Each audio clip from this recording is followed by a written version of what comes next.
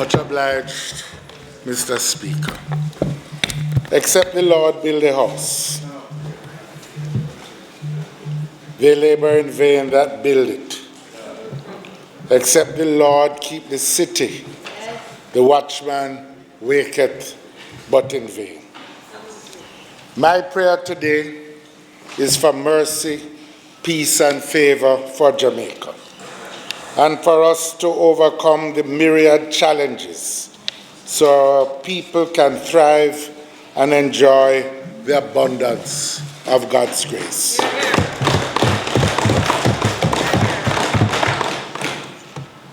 Mr. Speaker, I've been in this Parliament for 25 years, and I've made a contribution to every budget debate for the past 9.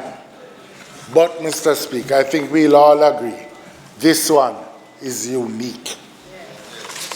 It takes place in the unprecedented circumstances defined by the spread of the coronavirus, COVID-19 disease, across the world and across our beloved country, Jamaica. To every single person here in Jamaica that is infected with the coronavirus, we pray that you will have a full recovery as quickly as possible. Our hearts go out to their families and to persons in the affected communities as well. I want to reach out also to all the persons who are confined in quarantine or in isolation. We know this is not an easy time for you as you live each day with the weight of worry and uncertainty.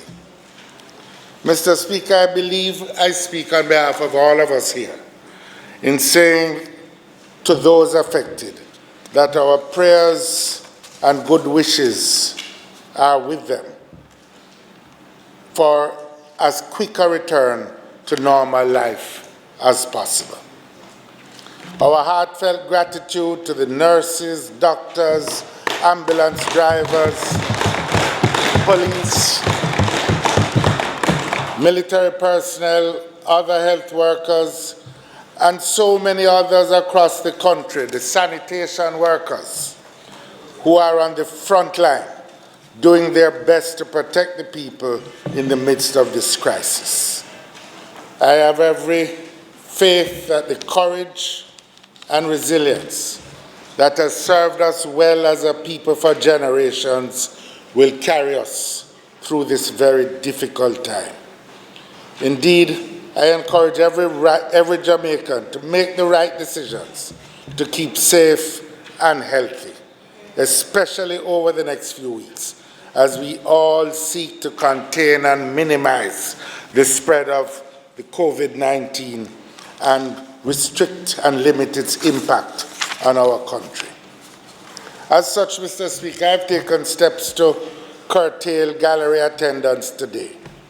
At this time, we must not risk the safety of our people and contribute to the spread of this deadly virus by bringing crowds into the confined spaces of Parliament. So even though the regulations don't take full effect till tomorrow, I've asked all concerned who indicated a desire to attend that really in the interest of the country, and I dare say the interest of the party, because we don't want the disease spreading to any Jamaican, whether friend, close relative, or otherwise. Nevertheless, even in their absence, there are persons I must thank, as none of us get to this house to make our contribution without the support, guidance, and encouragement of others. First, to the people of East Central St. Andrew, who have returned me as their Member of Parliament over the last 25 years. My sincere thanks, respect, and love.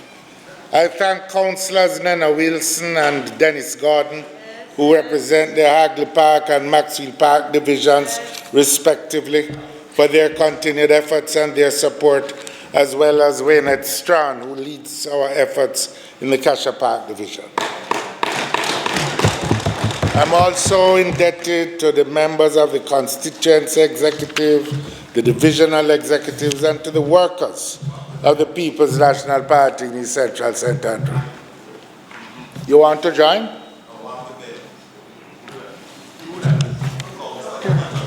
Yes. She's part of the people of Kashapa.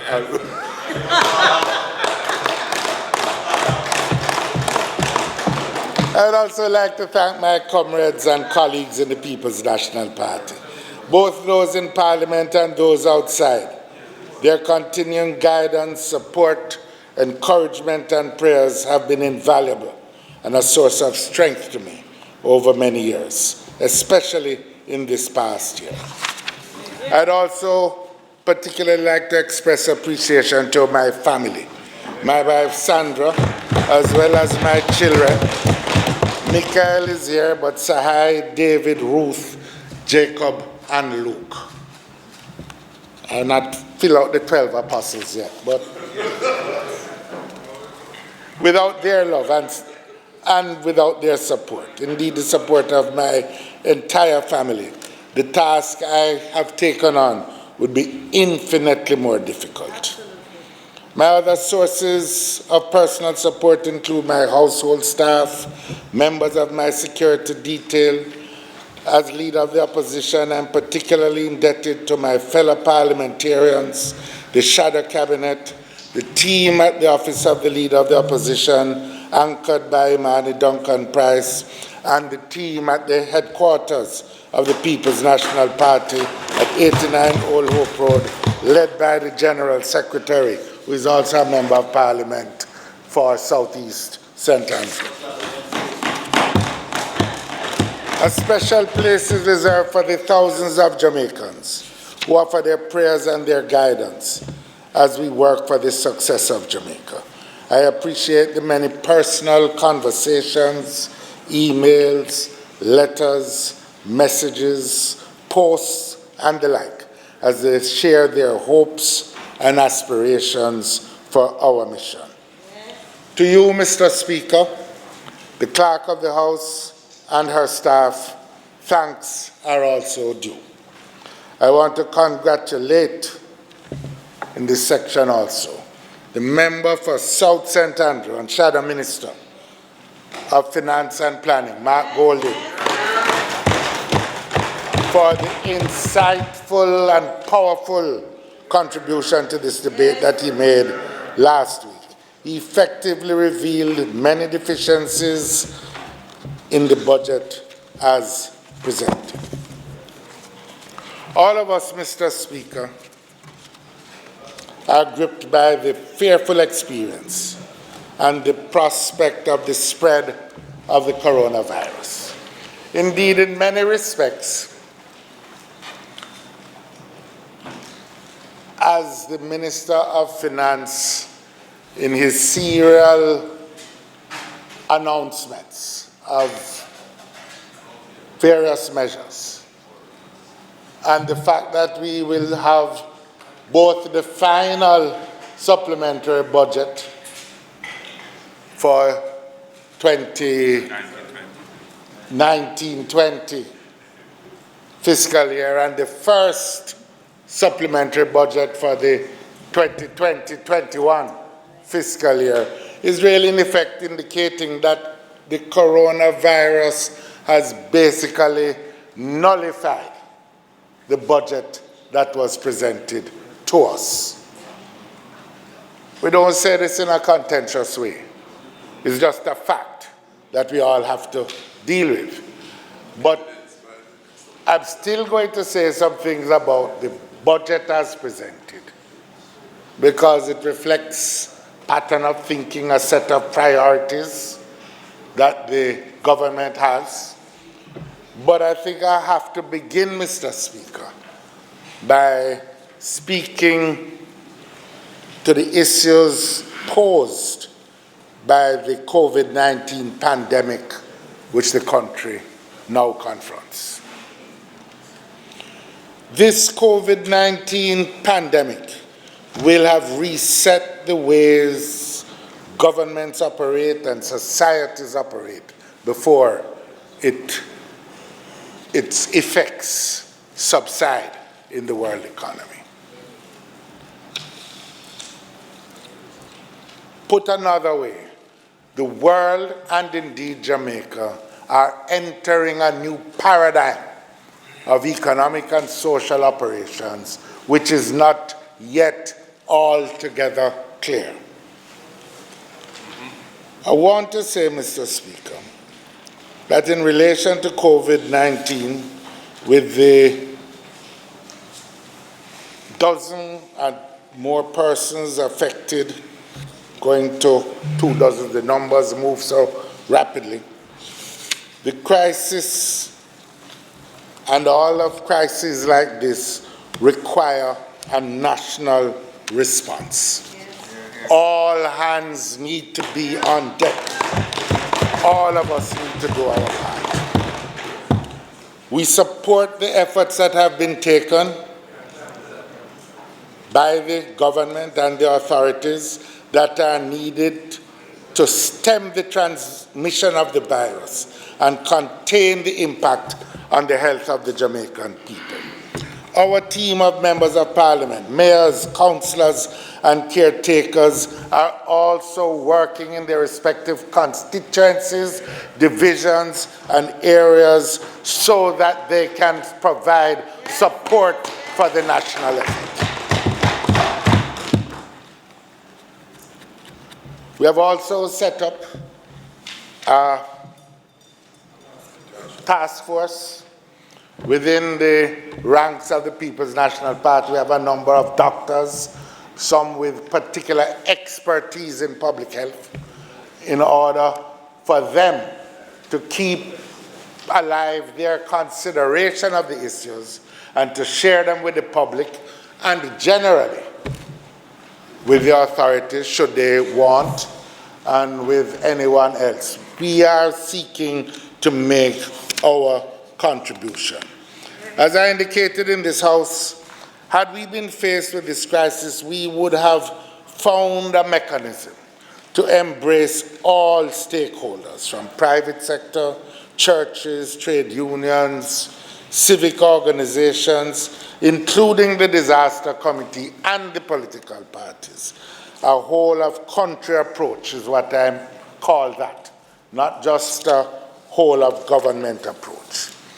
The benefit of a national stakeholder approach, especially if it had been done in a timely fashion, is that I believe Jamaicans would have been better prepared for this crisis. It was no secret as the crisis hit China in December and became apparent to all globally by January, as it developed in the new year, that it was likely to be global in scope. The world has faced some of these before. SARS, for example. Ebola outbreaks have taken place before. In a very prescient TED post, Bill Gates, last year, pointed out that the danger the world faces now is not so much nuclear from nuclear war, but from a pandemic of this sort. Once we knew that this was going to happen, 10, 20, 30, 40, 50,000 people affected in China, we should have begun our preparations here because its spread was inevitable. It is then that the hand sanitizer should have been stockpiled by odd pen, the personal protective gear, medicines, test kits, and the like. We should have been preparing. We should have been preparing for our water supply systems, urban and rural, ordering pumps and such, so that the advice, good advice that is being given, that we should wash hands regularly, would also be meaningful advice. Because we still have a lot of people all around the country, including in our main towns, like the corporate area, who just don't have any water in the pipe when they turn it on. We should have been taking this January to February period to reconfigure our accident and emergency areas at our hospital so that persons suspected of COVID would be able to present in separate areas rather than mixing with the general population. We should have been trying to expand our intensive care units to deal with severe cases. That's the kind of proactive approach that took place when we faced the Ebola crisis in 2014 under the leadership of Prime Minister Portia Simpson Miller.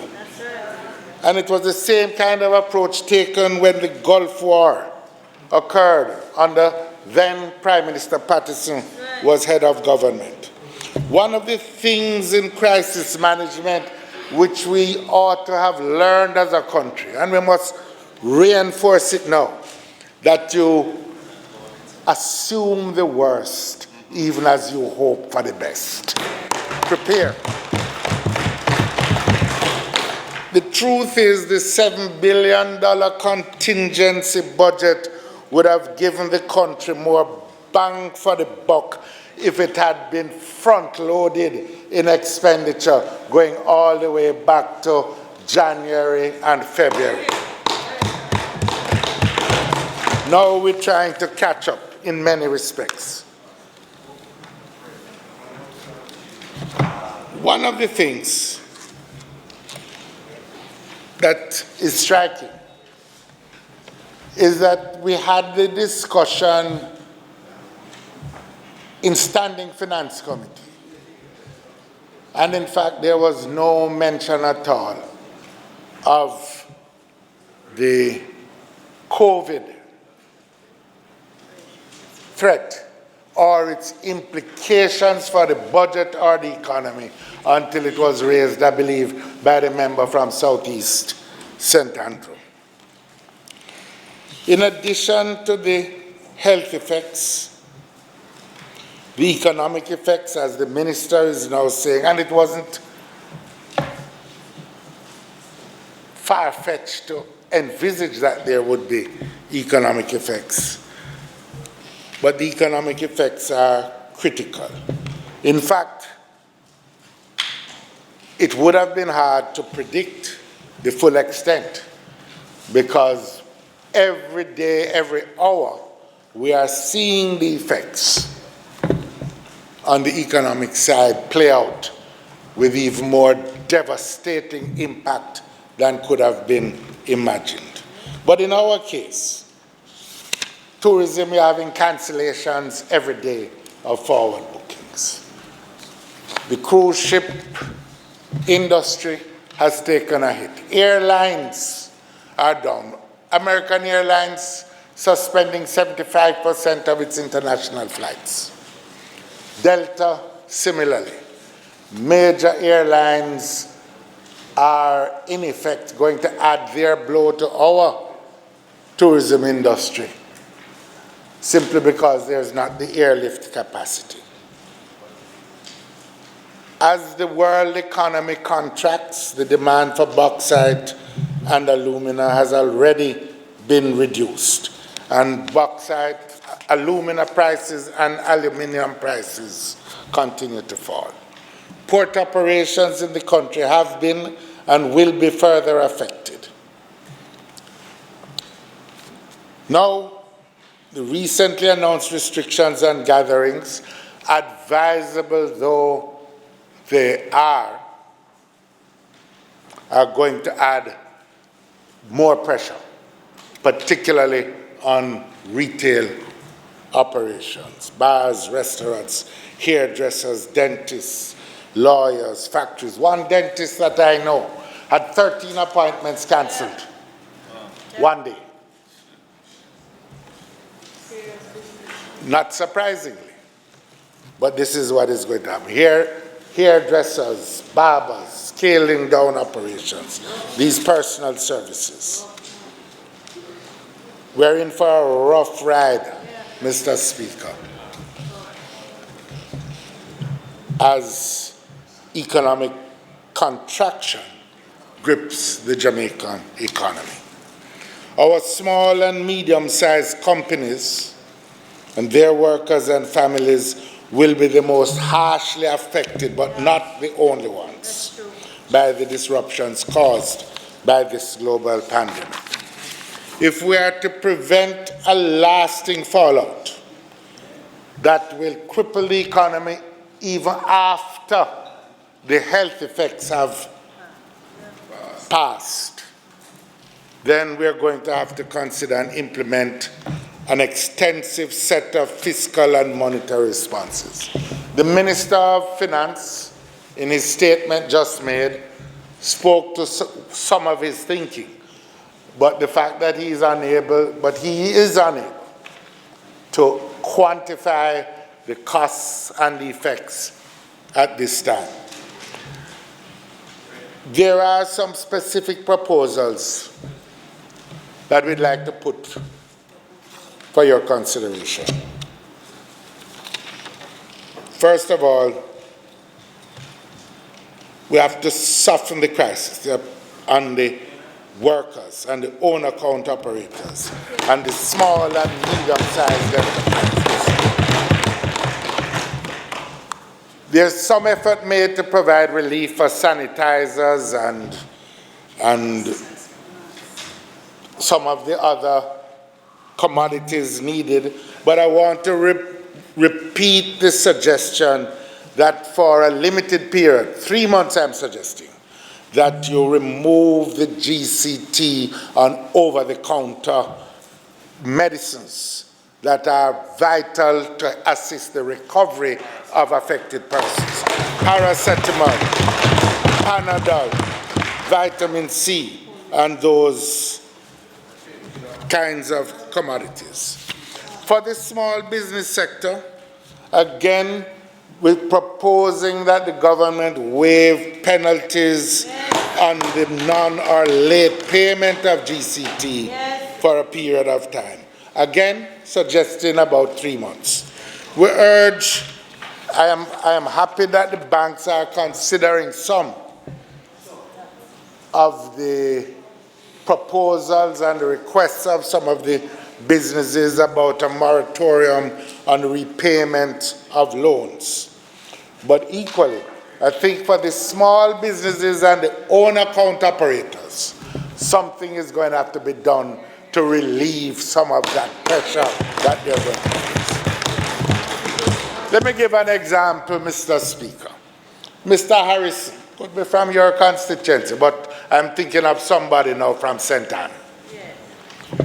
Buys a Jupiter bus, brand new. His plan, when he ordered it, is to move cruise ship passengers. Those passengers have disappeared. But he still has payments due to the bank. So he has payments coming,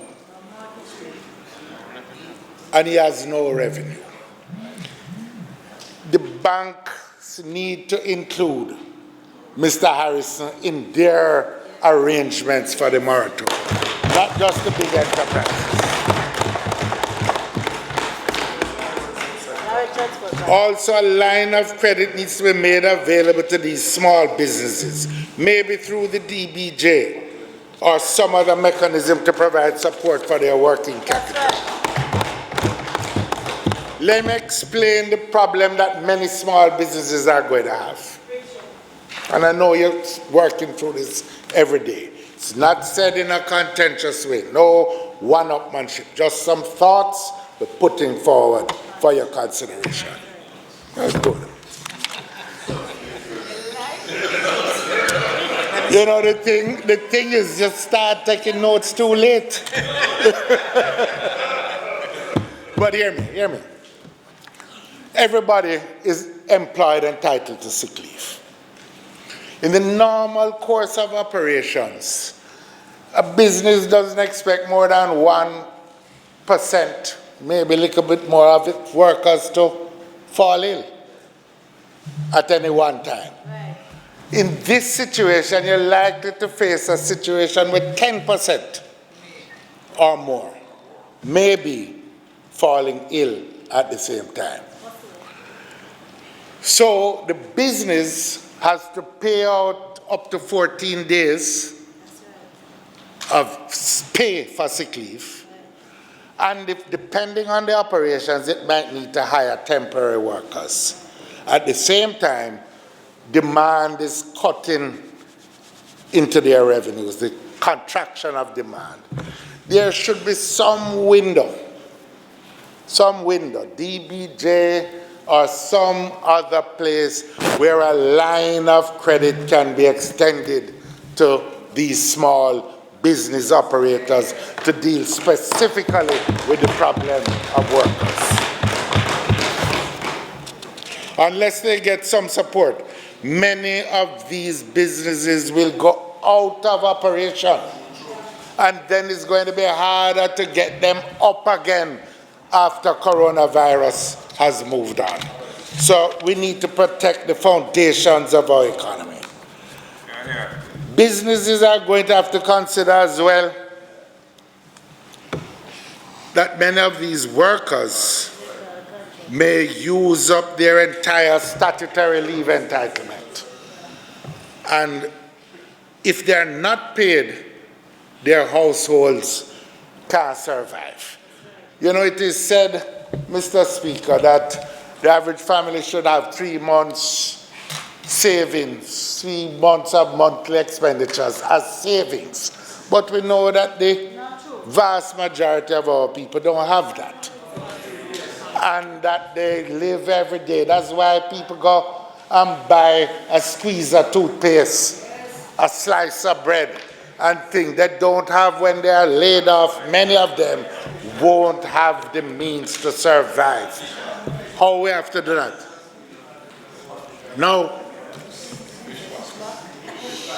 No, we need to recognize also that there's a special category of workers. I've spoken and will speak further about the contract workers, but there is a particular way that they may be affected in this fallout, because many of those forced into quarantine, places like Bull Bay and elsewhere, are contract workers without any security of tenure. Yes. I want to suggest that if you can identify the Minister of Health in your tracing and tracking, that a dialogue be had with their employers to try to ensure that they are not displaced because they don't have the entitlement to the sick leave and the other provisions that are there. Many can just end up not just in the unemployment line, but in the already overburdened heap of the poor who are finding it difficult to survive.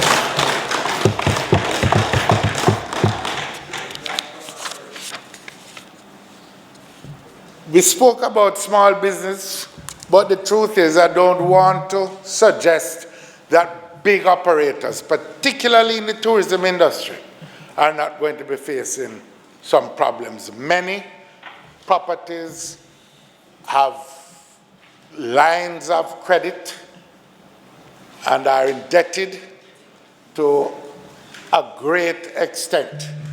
And we need to recognize that if they shut their doors, they're going to have a problem meeting their expenses. The banks seem to have been responsive, but again, the government needs to recognize that there is a national interest, even in the midst of it. Whether it is just by facilitating a dialogue or in the Bank of Jamaica using its leverage, we need to recognize that this problem filters down. The large business employs workers. That hotel sending home its workers is going to need to reopen at some point, but we also need to ensure that those workers who are entitled to leave pay get leave pay so that they can survive. I've suggested that you consider, in the interests of those who need something, that a moratorium, maybe 1 month, on NHT repayments. You could urge the board. You have been chairman there. Not you? You have been on the board. Was? No. You have been there. You have been there. You have never been there. You have been there. Don't deny it. You didn't commit a robbery. You were. Yes, you were. Yeah. Members, the member time for speaking has expired. House Leader. Mr. Speaker, I move that the member's time be extended sufficient to enable him to complete his presentation. Those in favor? Those against? Ayes have it. Dr. Phillips.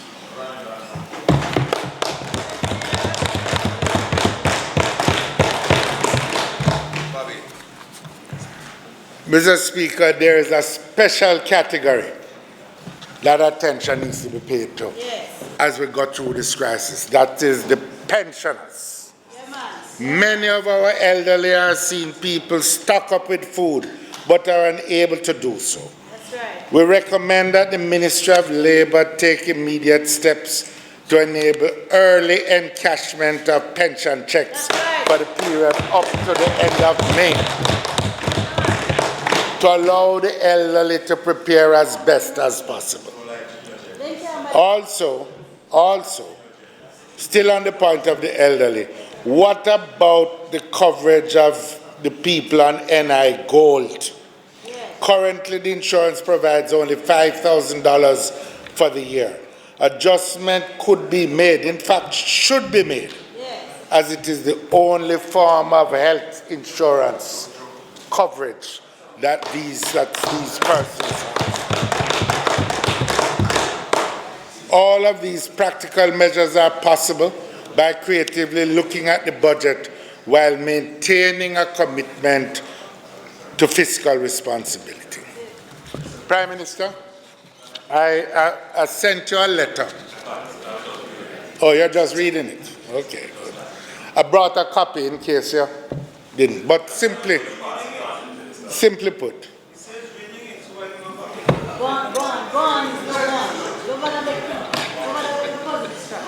He's a cantankerous fella.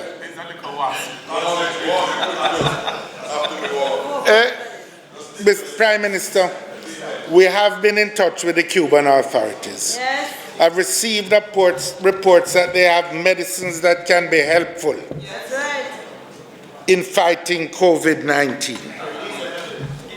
The medicine interferon, right, has been used in 14 other jurisdictions in Asia and Europe, including Spain. I have confirmed that it exists and that they'd be willing to make it available, but it needs a request from you. I'm commending it for your consideration, as it would help to reduce the incidence of infection, or in the event of infection, could reduce the severity of the infections. Certainly, what we're learning is that what the world is learning in the face of this COVID-19 effect is that the disease, pandemics know no political, philosophical, or ideological boundaries. We need to pull together here at home, and we need to pull together in the global community too.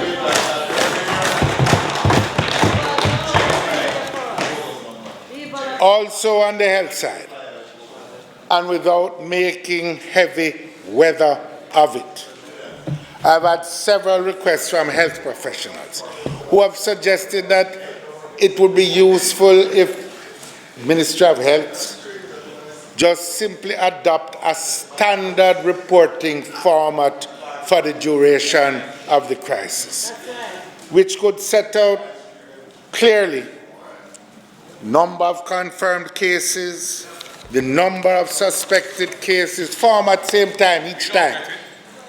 Number of persons tested from among the suspected cases, total number of cases tested, communities affected, numbers in isolation, the numbers in quarantine. In addition, it would be useful to tell the public what qualifies you to be tested and where to go. That's right. This is not said with any contentiousness, but it is said in a desire to help, and above all, to quell people's understandable fears and concerns. There's one particular area too. I think that some of the health workers are asking Minister of Health that some attention be paid to their transportation after hours. It's an issue. I know that there are many issues that are coming up on the radar all at once, but we can deal with that. Now, as I said, even though the budget has to a large extent been nullified by the crisis, there are some fundamental issues in it that still need to be addressed. Indeed, Mr. Speaker, when I listen to the government's presentation on the budget, both in Parliament and their general view of the country, sometimes I wondered if there is an awareness of the realities facing the majority of the people in the country. Even before the COVID or the 19 crisis or the coronavirus crisis, the reality for the majority of Jamaicans was one where prices for food increased frequently and rapidly, often in relation to the vagaries of the value of the Jamaican dollar. Most have been victims or witnesses to violent crimes, especially murder, gripping the country. The Minister of Finance opened the budget last week with a description of bubbling up and country moving in the right direction. That is not the reality for the majority, who are barely eking out a living from hand to mouth, paycheck to paycheck. I was struck also that Jamaica received no acknowledgement, no apology, no expression of shame for the failure of the government to properly protect the resources of the taxpayers from those who had the run of Petrojam and the Caribbean Maritime University and Nestle, to name just a few examples of gross mismanagement and corruption. The Prime Minister and the Minister of Finance in particular have that special duty, that solemn duty, to ensure that the hard-earned money of the taxpayers are not stolen by or diverted by ministers or other public officials who have taken the oath of office.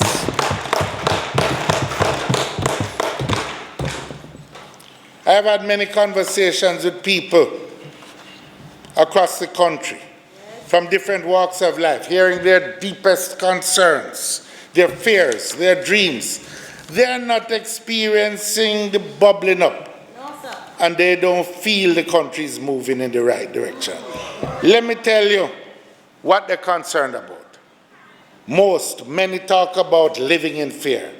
They can't sleep with their doors and windows open. They rush home so they can barricade themselves behind burglar bars, praying that their families will be safe. Our students from primary school to university are living in fear. Fear of violence, fear of abduction by rogue transport operations. We have seen the painful case of Jasmine Dean, a visually impaired student who has been missing for almost 3 weeks.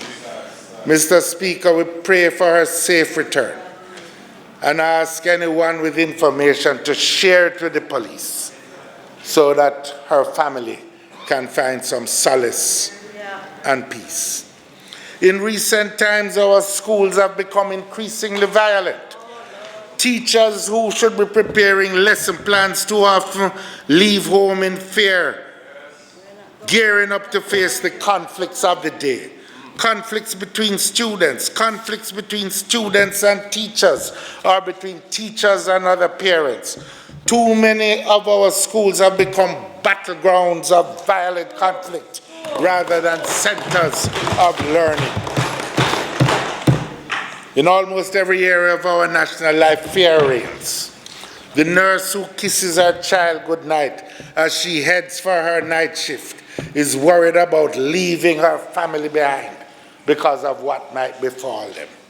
The small farmer who rises before daylight lives in fear that he might have to confront those who have come to reap where they didn't sow. Yes. The businessman fears going to the bank to make his deposit lest he be trailed and robbed. Pensioners fear going to the supermarket or the ATM because they may be robbed on their way home. Jamaica has had its share of problems over the years, but in recent times, there's been a heightened level of fear as violence has intensified and public disorder and murder have become prevalent. Long before coronavirus hit Jamaica, the country was in deep crisis. Crisis in murder, violence, criminality, high levels of corruption in government, crisis of poor governance, low levels of economic growth, and growing inequality. Sadly, as was pointed out by the member from South St. Andrew and Shadow Minister of Finance and Planning in an excellent presentation this week, the budget of 2021 does not point us to a way out of the deepening national crisis, which was threatening us even before the onset of coronavirus. Mr. Speaker, before I go into the shortcomings of the budget, I want to say something about the budgetary process. My colleague to my left, the Shadow Minister of Finance, has dealt with this matter in some depth. He focused on the Nicodemus approach, my words, of the Minister of Finance to the adjustment of the primary surplus target. The fact that the Minister would allow the deliberations of the Standing Finance Committee to start without having the benefit of the Auditor General's assessment of the fiscal policy paper, or that he would allow the fiscal policy paper to go forward on the basis of false targets regarding the primary surplus target. No, let me explain it to you. And I'm going to take time. Just hear me.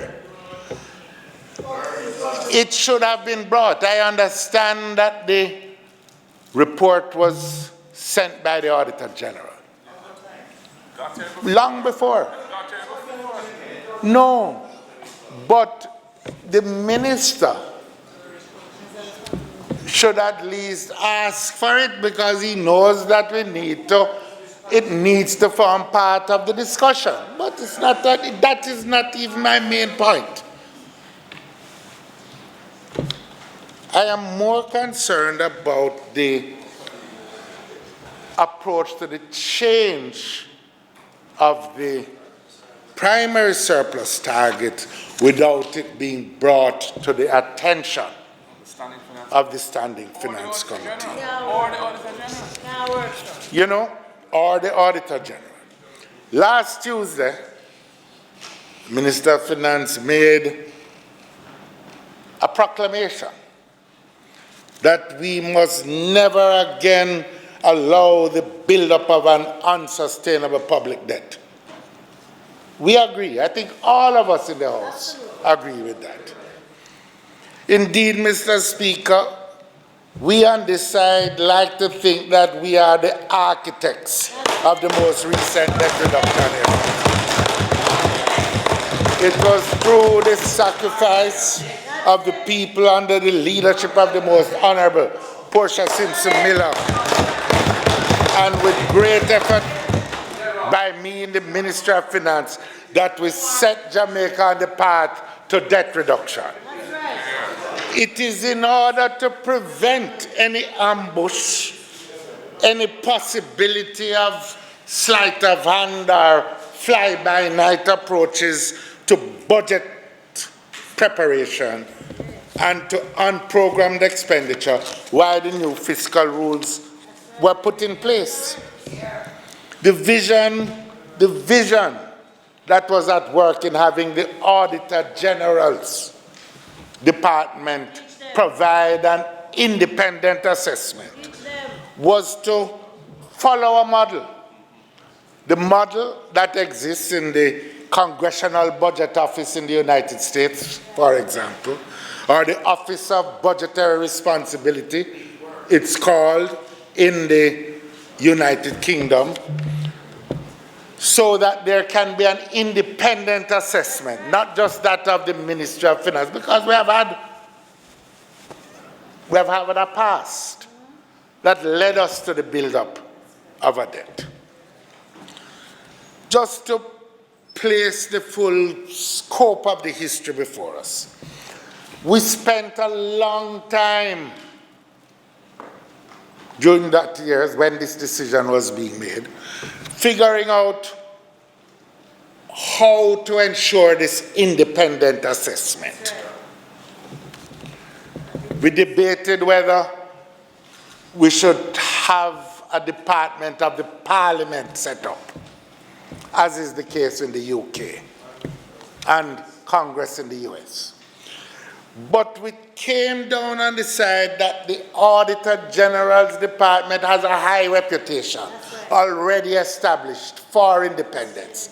It was true that their strong suit, their main abilities were more in the field of financial accounting and performance auditing, but their independence, recognized by all and sundry, tilted us in the direction of saying, let us attach an office for economic and financial analysis of the budget there. It's still a work in progress. It's still a work in progress. But when you start to undercut and sidestep the rules, you are not assisting the evolution of the process. You're not bringing accountability to it. When you do that, it makes the proclamation that you want to protect against the buildup of debt sound like it's just social chat. The process has to survive beyond you or me. It's not just for us as individuals. I am not doubting your bona fides or your own personal intentions. I am saying that we strengthen our country when we build institutions, and that you must undermine the institutions that you're building. And remember, Minister,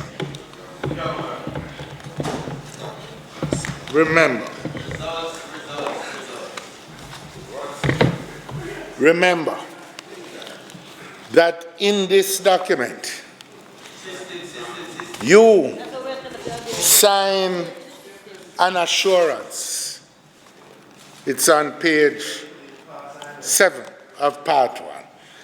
And in that assurance, you say, in the fiscal policy paper, you sign an assurance that in this fiscal responsibility statement, and I'm quoting, I hereby declare that in pursuing the policy objectives of the government, I will adhere to the principles of prudent fiscal management and manage fiscal risk accordingly. And here's the rub. You say, and I quote further, in so doing, I hereby attest to the reliability, accuracy, and completeness of the information contained in the fiscal policy paper and its compliance to fiscal policy principles, end of quote. And it is signed Nigel Clark, D.Phil, MP, Minister of Finance and Public Service. It's the last statement inside there. You can't testify to 7.5%. 6.5%. Sign it. It's 6%. 6%. It is good to pay down, but it is also good, Minister. Without in changing the primary surplus target, without informing the Auditor General, without informing the Standing Finance Committee, you have made your own words false. And ministers of finance must never be known for falsehoods. Must never. A word must be a word. And nobody should be too big to say, look, I made a mistake. You can go through with that. Nobody should ever be too big to say that. That's it. Nevertheless, Mr. Speaker, nevertheless, one of the things we're going to have to learn as a country, Mr. Speaker, is how to put aside the partisan or personal desires, because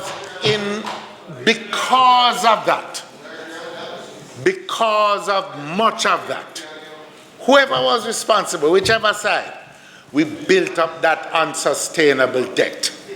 I am happy that the debt is coming down, with God as my witness, with all that the Jamaican people have suffered, with all the personal anguish and insults that I had to suffer, and that Prime Minister Portia Simpson Miller had to suffer at the hands of international agencies and global financiers. I would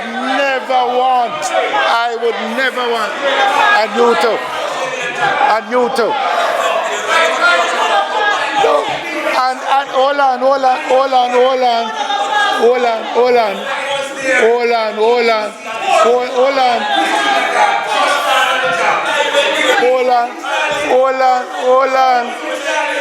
No, hear me.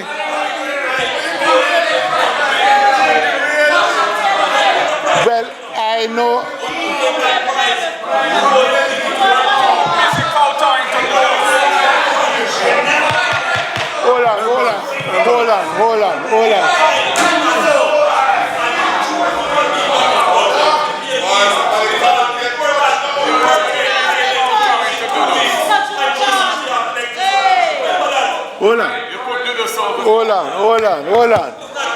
Hold on. Hold on, man. Hold on.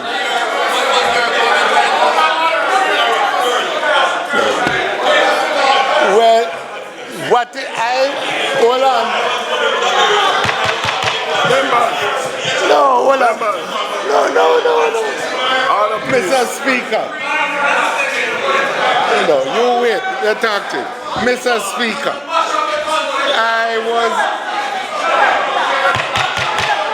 Members, order please. Mr. Speaker, I was never claiming that is only me want them insult, or me and Portia, because I am happy to know, and I'm saying this, I am happy to know, and I say it in the utmost of sincerity, that since you also suffered those indignities, you know why I want to see the institutions built up in the parliament. So long after we have passed, and our children and grandchildren are in this parliament, we no run no risk. We run no risk again of it ever going wrong. You know, I am not denying that you're pressure too.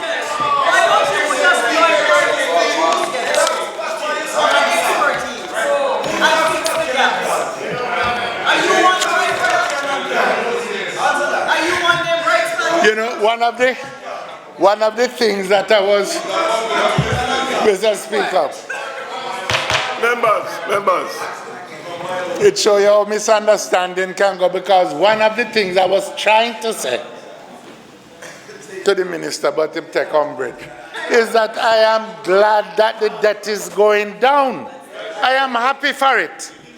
We're not unhappy that the debt is going down. I am happy for it, and I wanted to ensure that whenever it happens, years after, it can't happen.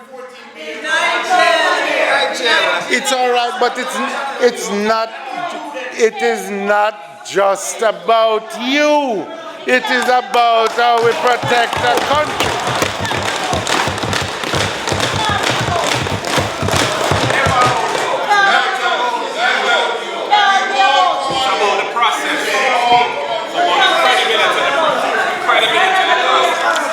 I want to say another word of appreciation. I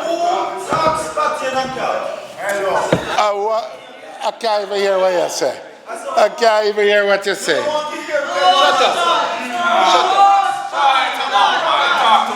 I thought you were going to sit down up there.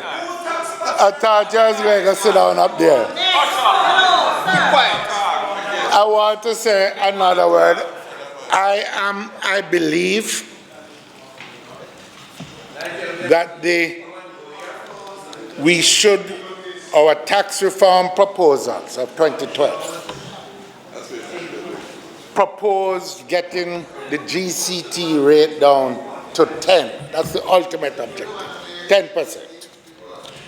And on that basis, and on the basis of us having the fiscal space, I am particularly happy to see 1.5% taken off the GCT. I would have preferred 2, but as it is, you pick 1.5, it resonates with you, that's good. But I'm happy. Now, what I'm concerned about, however, is that the budget doesn't tackle the transformation that the country requires. We need to grasp as a parliament, we need to grasp as a country that as we pay down the debt and as more budgetary resources become available, the key question that this generation is going to have to answer is how are we going to spend those resources? We can either fritter them away in corruption-enabling schemes like debushing in 2016, or in political palliatives in search of electoral advantage, or we can once and for all confront the desperate need for social transformation, which will lead us to a new danger.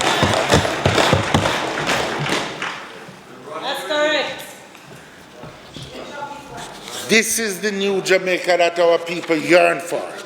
There can be no doubt that today the immediate challenge centers upon the matter of crime and social disorder, which drives fear in the heart of every Jamaican and stifles the dreams and hopes of too many.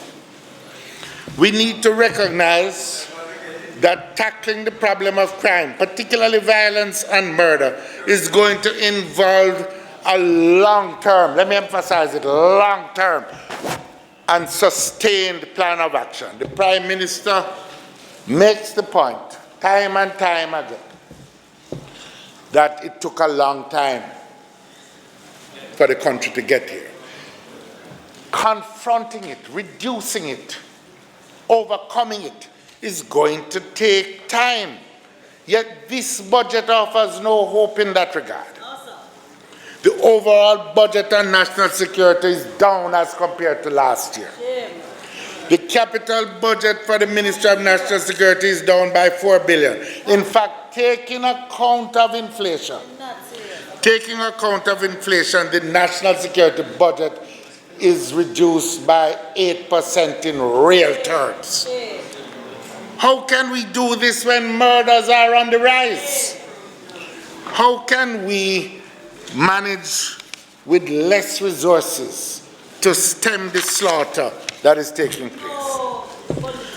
No doubt the answer will be that there was a big expenditure last year, year before, for radars and marine craft and aircraft. That's desirable. But the fact is that we need to sustain, and I'm talking for you, we need to sustain the higher levels of expenditure in this area if we are going to get on top of the problem. It can't be fixed with boom one year and bust the next year as far as budgetary allocations are taking place. If we are going to get on top, of this problem, we need to have the intensified social interventions like the Peace Management Initiative. We need more police cars every year, each year, not some 1 year and curtail the next year. We need new and effective intelligence gathering equipment, new and upgraded police stations, better training facilities. And you need to collect your money on your used car deal that this guy leaves you with. A multi-year commitment,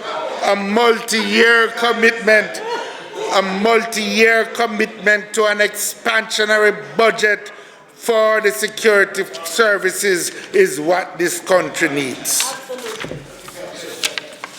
Mr. Speaker, in addition, we have to recognize that we have to make a better effort in relation to education as well,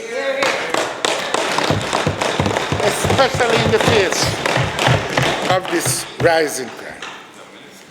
Today, the task of educational transformation is even more urgent given the state of murder and violence. It is necessary to return the country to a state of harmony. This will require extensive resocialization of whole generations. Even more, we have to recognize the continued injustice represented by what we call educational apartheid arrangements that we have in the country. We have 2 tiers in the secondary schooling arrangements. In one set of schools, the majority of students, 7 out of 10, matriculate with 5 or more CSEC subjects, which they secure at one sitting. In another set of schools, in fact, the majority of the secondary schools, is not 7 out of 10 who matriculate, but 8 out of 10 who fail using the same standards. It is not that these children are less capable or less ambition. It is that the country's education system is failing them. One set of school. Start with Ron. Why don't say Andrew? Why don't say Andrew? Never start with Ron. Hey, Bobby. One of the things, one of the things that is besetting us, yes, is that we can't let go of the tribalism for a little bit, just to consider how as a country we're going to deal with it. So what I am saying to you, so one set of schools has labs and music rooms and art studios, and the other set don't have any. One set of schools have social support, past student associations that are ready to jump into the breach when problems start happening. And another set of schools don't have it yet. Too often, we're giving all the schools the same amount of money. We have to take some fundamental decisions now.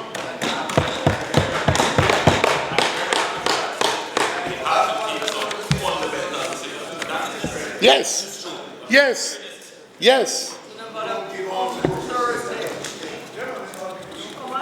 What the budget though in education is not, if you include inflation, it is not keeping pace with the needs. We have to make some big.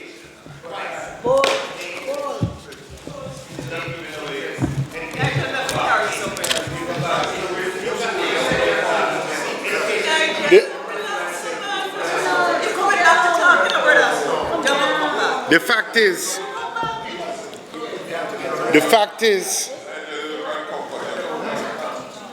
fact is, when you look at the performance since 2016, the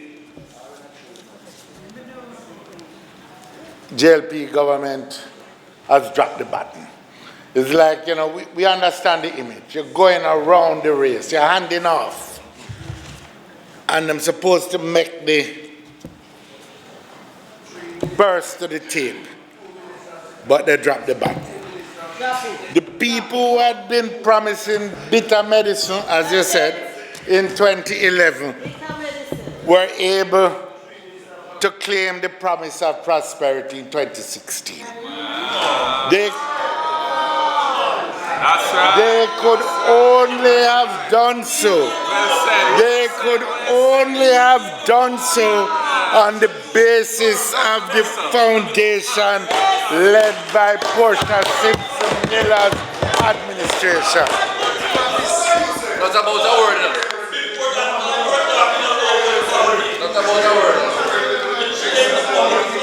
We left them growth of 1.5% in early 2016. With 2% growth by October 2016. No, that economy was bubbling so much that the Minister of Finance was able to proclaim 5 in 4. With some blinking lights and New Kingston thing and what? What is that? 0.6. Poverty levels were falling for 3 straight years. Unemployment was trending downwards. Murders were down on every measure. Ease of doing business had improved. Transparency was improving. We left them with shovel-ready projects, Royalton in Negril and Trelawney, expansion in Bahia Principe in St. Anne, several BPO projects. After 4 years, what has been delivered? Growth is down, poverty is up, crime and violence in our society are up. Now with 7 parishes, half the island under a state of emergency, murders are up and have been up since 2016. ease of doing business is down as measured by the World Bank. Local business confidence is down, and governmental and ministerial corruption is worse. Is this the prosperity that was promised? The Minister of Finance wants us to believe that bauxite accounts for the failure of the economy to grow. Leave aside the 5 in 4 promise. The issue with the bauxite sector is the failure of the government to properly anticipate and see the sector through its ups and downs.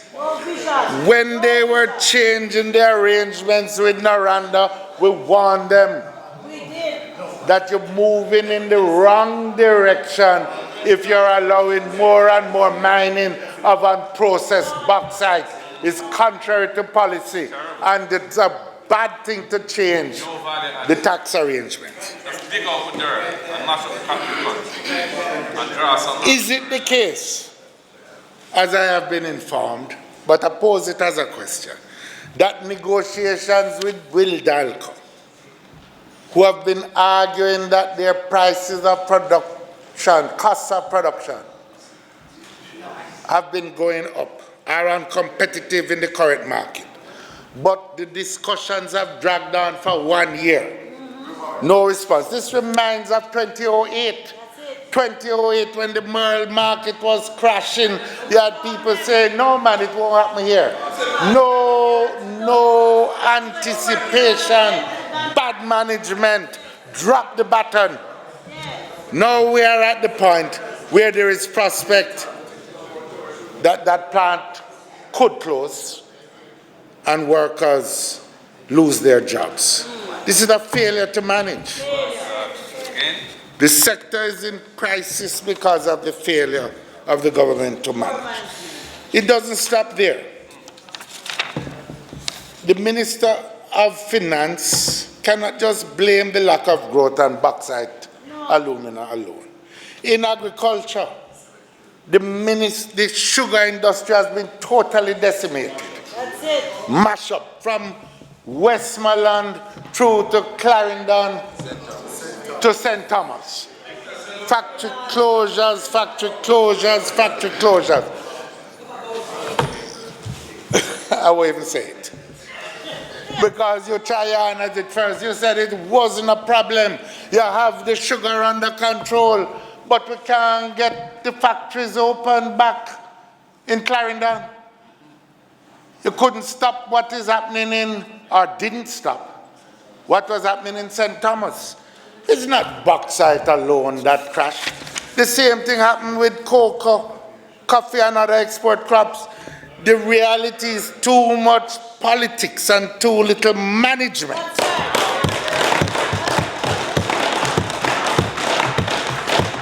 Look at project implementation in the major infrastructure development program.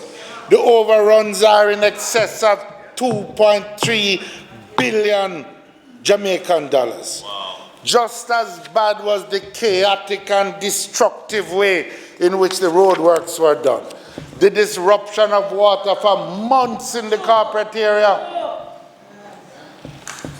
Businesses along the Constant Spring corridor and the Hagley Park corridor have closed, and some will never, ever reopen.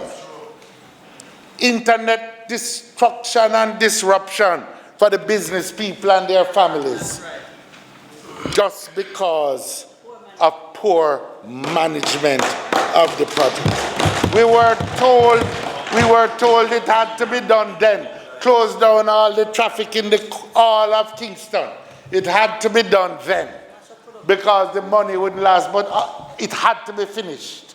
But even now, the project is not finished. At the other end of the spectrum, the major challenges of labor market reform, pension reform, agricultural reform, and public sector reform focused on making government departments facilitators of investment activity have all been left without serious implementation and execution. coming around the corner in the baton handover, the JLP administration dropped the baton.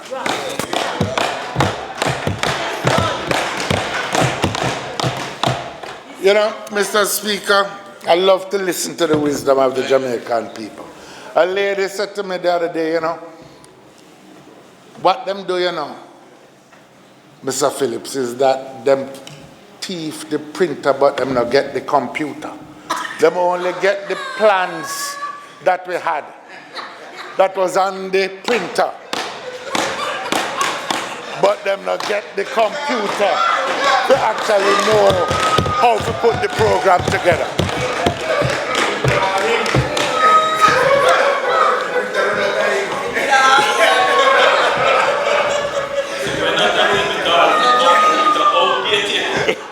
We need to remember.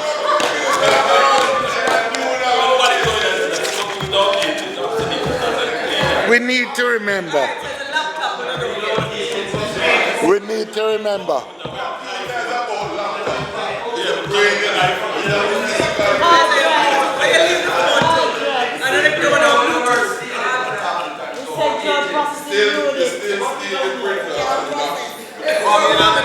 We need to remember that all our people made sacrifices to give the economic reform program a chance for success. They did this. We all made sacrifices because we were searching for a better life, a better future, a new day for Jamaica. People yearn for high-quality jobs, offering high wages and high incomes, so that they don't have to languish as most workers do, earning minimum wage or close to minimum wage. The dream of every parent is for their child to get a good education, no matter what school they attend, so that they can be successful in the world of work and become good citizens. That is the new Jamaica that they seek. Jamaicans want a country of law-abiding citizens without the high levels of murder and where they no longer have to live in fears of violent criminals. We want communities of stakeholders where people have their own key to their own home, and whether you rent or whether you own, you are guaranteed dignity in your home. This new Jamaica is embodied in the country's 2030 vision, with Jamaica as a place of choice to live, work, raise families, and do business. Mr. Speaker, my entire political life has been spent trying to make a difference, to help build my country, to make a contribution to improving the quality of life of the average Jamaican. It is what has driven everything that I have done as an adult. Whether as a UWI student marching in support of Walter Rodney during the 1960s Black Power protests, or as a 12th tribe Rasta man, the righteous cause of the people has been my passion. From the very first project I did in government, coordinating the Greater Portmore project to build 10,000 houses so working people could own a home in dignity, through to all the other opportunities of service. The JADEP, the Drugs for the Elderly program, which we helped design and establish so thousands of elderly Jamaicans could get their medication at lower cost.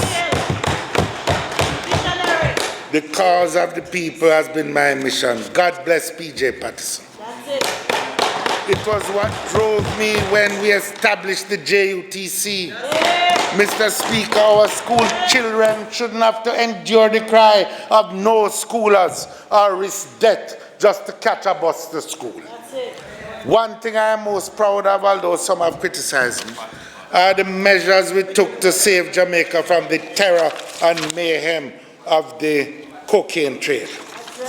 and the narco-traffickers. Leader. This same commitment to building a better Jamaica drove us to rescue the Jamaican economy. We had two fundamental goals: to preserve the existence of Jamaica as a viable and independent nation state, keeping alive our chance of fulfilling the dreams of generations, past and present, and the prospect of satisfying the aspirations and hopes of future generations. And second, to continue the task of creating a society and economy that put the Jamaican people truly at the center of growth and development. Making a better life for the Jamaican people is at the heart of what we stand for in the People's National Party. The People's National Party stands for building a better Jamaica, Jamaica that works for all and not just a few.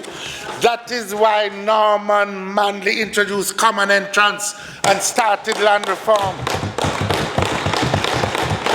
It was the desire to create a country of equal rights for all that motivated Michael Manley to institute equal pay for women and provide for workers' rights for collective bargaining. And that is also why he established in his administration the National Housing Trust.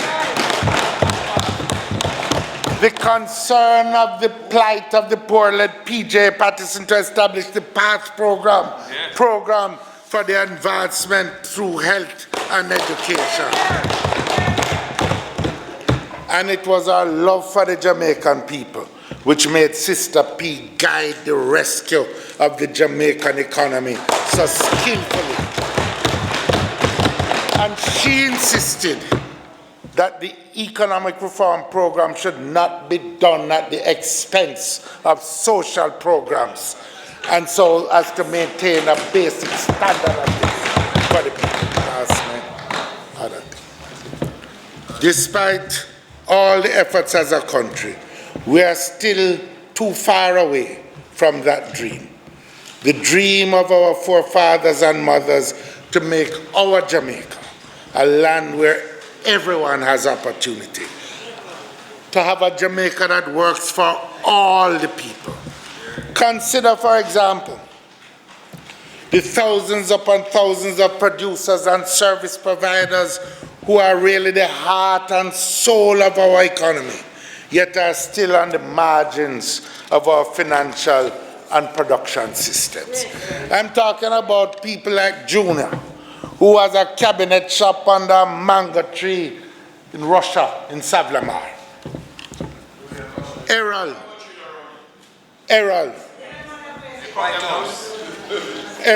who sells his natural juices under a breadfruit tree on the way to Portland. And the thousands and thousands who have their sidewalk garages. I'm talking about Miss Maisie, who has 4 sewing machines on her back veranda, and she and her team make school and factory uniform and clothes for her church sisters. Our mission is to bring these people from the backyard to the front line of entrepreneurship and business. We want to have them as part of the mainstream, growing their businesses, having savings and investments, and being able to get loans to expand and earn more in order to take care of their families. The new Jamaica which we are committed to building will not tolerate Steve, the pan chicken man, being run off the street under a state of emergency. We know that Steve has to take care of his family too, and deserve to don't have to run away, but to have a place of establishment for his business. Consider as well the 1/4 of the population who live in so-called informal settlements long after Norman Manley's land reform effort started and Michael Manley's NHT got underway. We still have too many behind the zinc fence or catching on a gully bank being disparaged as squatters. No, the mission is not yet complete. We must fulfill that mission. Mr. Speaker, as I said, don't forget either that only a minority of our schools are given the quality of education which we all want for our children. We have gotten too used to seeing children getting up at 5 a.m. in the morning in Morant Bay to take a bus to come into Kingston to go to school because the school next door is not good enough. And they come to school, work a whole day, and at 5 o'clock they're on the bus again, going 50, 60 miles, not just Morant Bay. You have children coming from Buff Bay to town, people going from Reading to think. Is a reality. Is a reality. Is a reality. Is a reality. You have children leaving Junction to go up to Homewood. Parents know it. Ask any Minister of Finance. Him, the current Prime Minister, ministers before them, we have got too used to it. What I am appealing for is let us as a generation determine that we are going to solve the problem so that it don't beset another generation. That is what you must do. That is what you must do. These kids do homework on the bus and are open to all kinds of abuse in the 12, 14 hours they are away from home. Come man, our country can do better than that, and we must make it do better.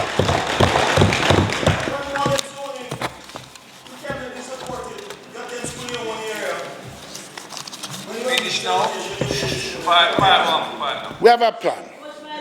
I will set out our view of the main steps to build a new Jamaica, the new society and economy which our people seek. It represents the hopes and dreams of generations past, and it will fulfill the aspirations of the generations today and those to come. In order to get where we want, we'll have to take a leap of faith and abandon the long-held philosophy that sees Jamaica's future and sees our options inevitably rooted in a low-wage economic model. This model has been around since 1838 and was anchored in the view that the most attractive thing about Jamaica for the investor is low wages. As a consequence, investments in sugar and later banana drove the economy in the early years after the end of the enslavement of the Jamaican people. Was focused on a labor force with little education and on industries dependent on cheap labor and with low levels of productivity. Over time, in the 50s and 60s, new sectors emerged: bauxite, tourism, the local manufacturing sector. Bauxite started out having substantially higher wage levels and technology.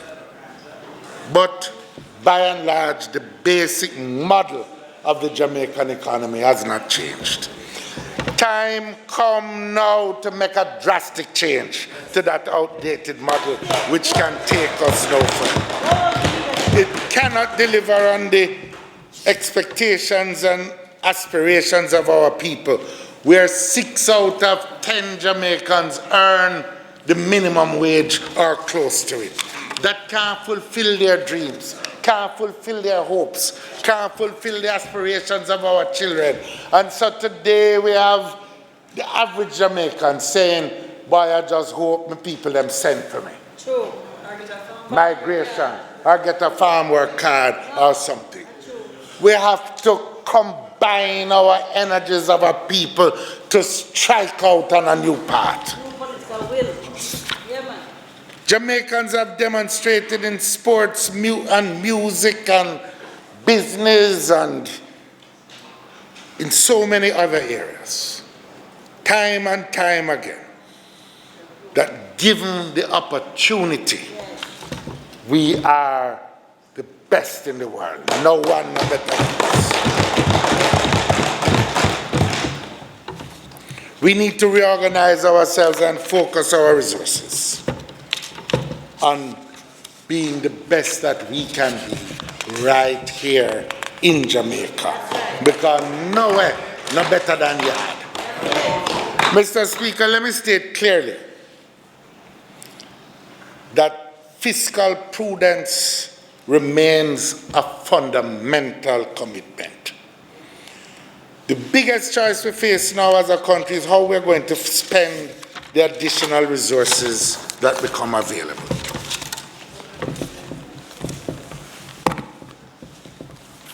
We believe that there are 10 fundamental challenges, 10 fundamental tasks that will set out and define the pathway to the new Jamaica.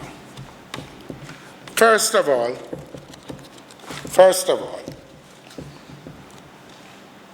given where we are starting now, even as we battle COVID-19, the coronavirus, we have to begin by emphasizing the need for effective crime control and the restoration of public order. That is pillar number 1. Effective crime control will involve many things: more and better trained and better rewarded police officers. It will involve sustained reform of the police force, including more civilian oversight with the amalgamation of the Police Service Commission and the Police Civilian Oversight Authority. All modern policing, Mr. Speaker, is intelligence-led policing. We need to strengthen our intelligence services. We need a new Intelligence Act. We're talking about it. We need new and better intelligence agencies. We need leadership training in the police force and better structures of accountability for those who lead. The restoration of effective crime control must involve the closest collaboration between citizens and the security forces. Crime control will also involve more resources for extensive community-based social intervention programs. We have had several successful examples of this. We need more resources for programs like Citizen Security and Justice Program and the Peace Management Initiative.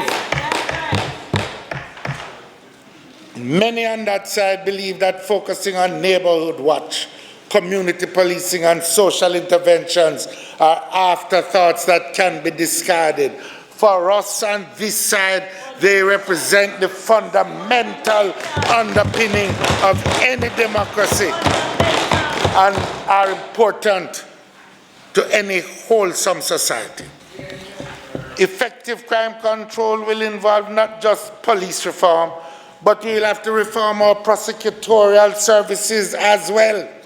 It will require much closer collaboration between prosecutors and investigators, like that which currently occurs in the UK system on which our structure is based.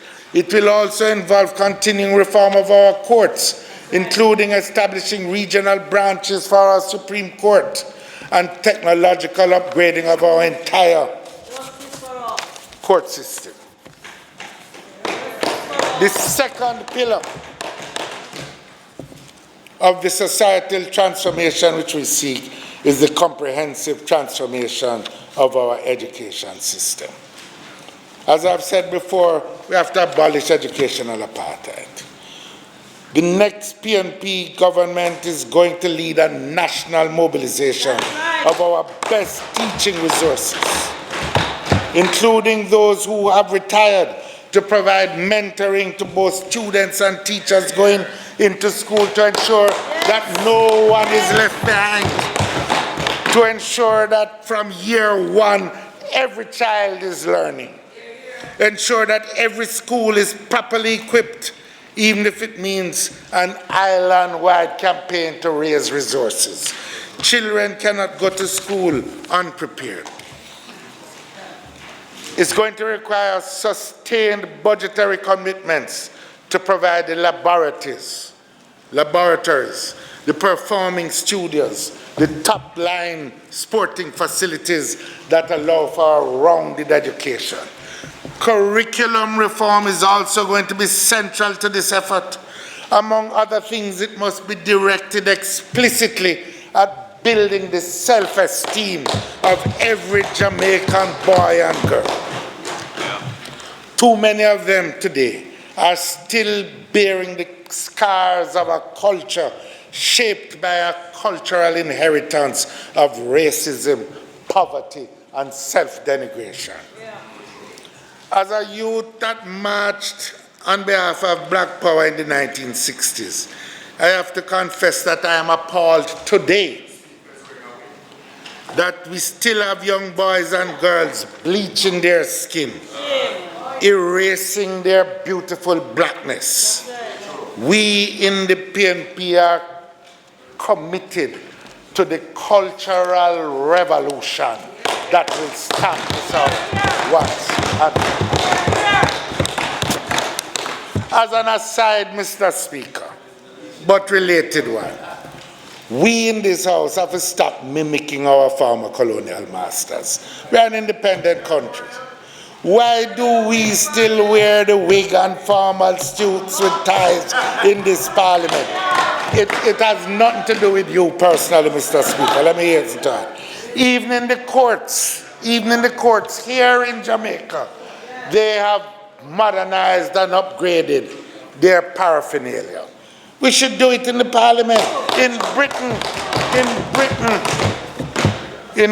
they have amended their standing order so you don't need ties. We are in a tropical place.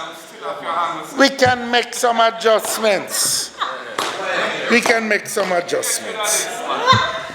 Mr. Speaker, as an aside, let's refer this to an appropriate parliamentary committee. Symbols are important. We don't need to be wearing the accoutrements of 17th century England long after England has given them.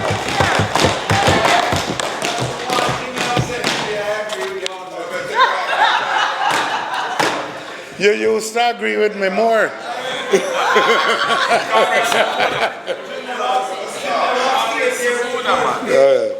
We not only need more schools, but we need a better standard of schools. A classroom today looks all too similar to a classroom of 60 years ago. I'm not blaming anybody. Schools must have not only labs, but music rooms and Wi-Fi service, tablets, computers for children. This is going to require financial resources. One of the most disturbing aspects of the whole CMU scandal was the apparent misuse of the resources of the National Education Trust. Because, you know, once you lose a reputation, it's hard to get it back. The next PNP government will provide for one sure meal per day for all our children. Too many children are going to school with little or no food. We guarantee that the first child in the family that qualifies for university will get a full scholarship under the next PNP government. We committed to establish the graduate repayment opportunity work program in addition to removing the guarantors for student loan. We're going to allow people to pay back their loans through work in socially desirable tasks in the community. The third pillar of our building of the new Jamaica is our commitment to enable Jamaicans to own and have their title to a piece of this rock Jamaica the land of their birth. This is one of the things dearest to my heart, Mr. Speaker. This is so because an historic injustice was done to our people when compensation was paid to the slave owners who enslaved us. Oh, yes. And the formerly enslaved were turned out without resources or land.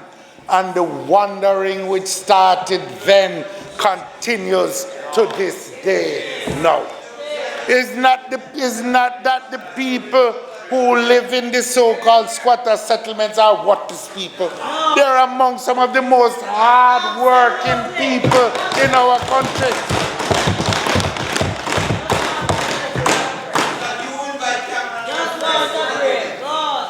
Mr. Speaker,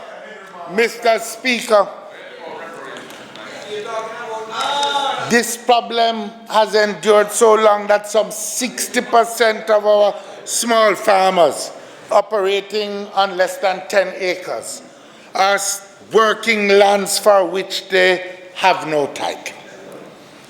The largest portion of these lands are so-called family lands. They have informal tenure, but they don't have the piece of paper that can enable them to go to the financial institutions, the main ones. And so they continue. They are forced to operate on the margins of our economic and financial arrangements. They can't go to the commercial bank and buy the pump to bring water from the river close by. They can't go and provide collateral to buy the pickup to take the goods to market or the small tractor. As a result, they are compelled to remain for the most part and are trapped in the hoe and machete technology of 100 years ago. This is why they are poor, the lack of opportunities and the lack of title. The next PNP government will undertake a series of legislative reforms that will correct this historic injustice and correct it once and for all. We will make reforms to the Registrations of Titles Act, the Limitations of Actions Act, the Local Improvements Act, the Land Surveyors Act, amongst other laws. And this land titling effort will extend far beyond the rural agricultural sector, because it will also embrace the 700,000 or so Jamaicans who live in so-called informal settlements. In the vast majority of cases, these persons who are disparagingly called squatters have lived for more than 1 or 2 generations on the pieces of land that they are on. Yet their occupancy of these lands is threatened because they have no formal title. This is what happened to the persons in Bull Bay, Mr. Speaker, living on the land 30 and 40 years. They have seen their children and grandchildren grow on these lands. They are now being told that they must leave to facilitate the building of the South Coast Highway. We're not against the South Coast Highway, but the people there in these communities should have their rights recognized. They are being evicted without any prospect of compensation. This is unjust. The good book proverb says, whoever oppresses the poor shows contempt for their maker, but whoever is kind to the needy honors God. When citizens have titles to land, they can step up in life. A title allows them to become potential borrowers in financial institutions and convert their humble stake into resources to start small businesses. When they make money, they can improve their own homes and provide for their families. We'll not only regularize the titles of the land, but we will join that land titling process with the National Housing Trust contributions. As I've said over and over again, everybody know who throw partner in Jamaica. If you throw yarn, you must get a draw. So if you make a contribution, you should get a benefit. It might not always be a mortgage benefit to the fullness, but if you get your title to your land, you can get some, and you are a contributor, you can get resources that will enable you to build the house of your dreams within your capacity as part of the housing. And hear me now, when I talk about titling, we're not talking about 6,000 or 10,000 titles a year. That will take us a century to complete. The next PNP government is committed to issuing a minimum of 150,000 titles per year, which will be prepared using the most, not only on the basis of the legal legislative adjustments, but using the most up-to-date satellite-based global positioning technologies so that we can move at warp speed to provide titles for the people and correct the deficit in our district.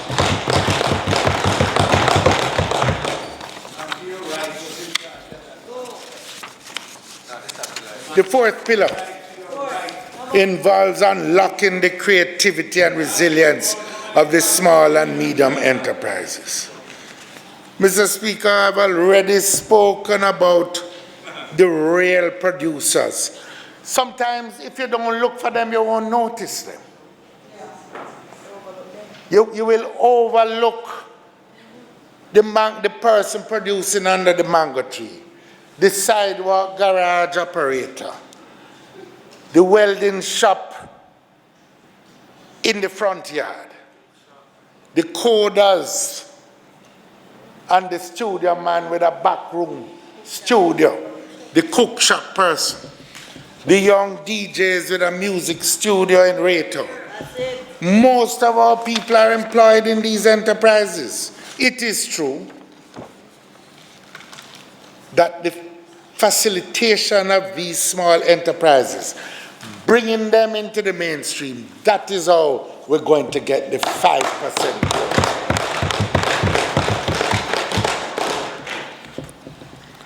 The general lowering of interest rates will help this sector. However, even more importantly, the banks will have to be induced to lend money to these small businesses and to engage the non-traditional sectors, such as our music and design industry and our young filmmakers. Most of our banks today are not willing to accept a musician's catalog, no matter how big your name is, as collateral to sponsor a world tour. That's true. Government can assist in ensuring against some of this risk. The next PNP administration will facilitate this through adjustments to regulations, as well as through the provision of credit risk insurance for financial institutions.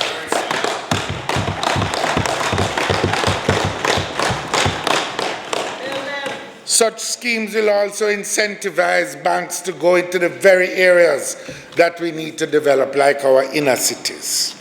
We will extend the efforts of the Jamaica Business Development Corporation and other agencies, and will enter into partnerships with private business advisory services to get more small and medium-sized enterprises to modernize and grow their operations. Democratizing the economy through small business will not yield all the benefits which we seek, and will not be sufficient to help develop the new productive infrastructure. We have to also unlock the engines of innovation. We believe that the special enterprise zones legislation, special economic zone legislation, can assist in establishing Jamaica as a sophisticated, innovative, nimble, high-income, and internationally competitive. SEZ legislation, along with carefully designed and properly aligned tax incentives, will help firms in the SEZs move up the value chain. We'll also assist in establishing special high-value sectors such as biotechnology, pharmaceuticals, nutraceuticals, and biotechnologies.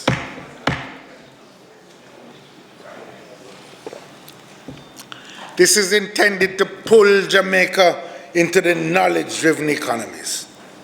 Our natural biodiversity in areas such as the cockpit country provides an ideal fit that could help Jamaica benefit from the establishment of high technology sectors. We'll promote collaboration between our universities and other government-financed research institutions like the Scientific Research Council, along with private firms, local or foreign, with a view to unlocking the impulse towards innovation. Call centers need to move up the value chain. They can become advisors for legal contract work. They can help facilitate design work. They can provide accounting services. And we move the whole country's productivity up the value chain. That's right. Software development must be a key element. While it might run counter to some of the prevailing orthodoxies, especially coming out of Washington, and given the greater flexibility that exists now, we can look more creatively at how we use our taxation arrangements to facilitate high technology operations coming forward.